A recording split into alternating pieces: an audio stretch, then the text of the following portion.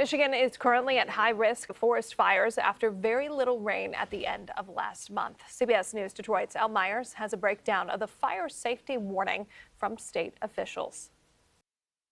The Michigan Department of Natural Resources tells me it's not hard to spark a wildfire in weather like this. Even the blade of a lawnmower hitting a rock can spark a blaze. Today and for the next several days, we're at very high to extreme, basically across the entire state. That's Paul Rogers. He's a fire prevention specialist with the Michigan DNR.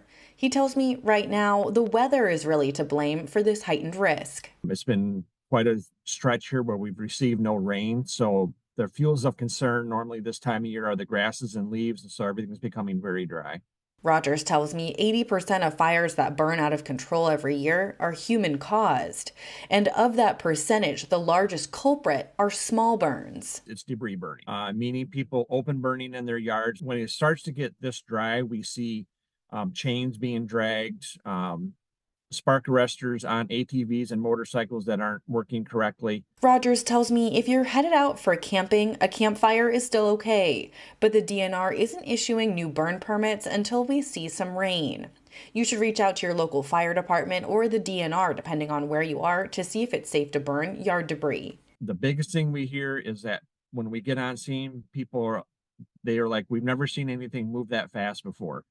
And in this type of conditions, when it's this dry, it's going to. So we're asking people, just don't burn, wait till we get some rain, and follow the burn permit system.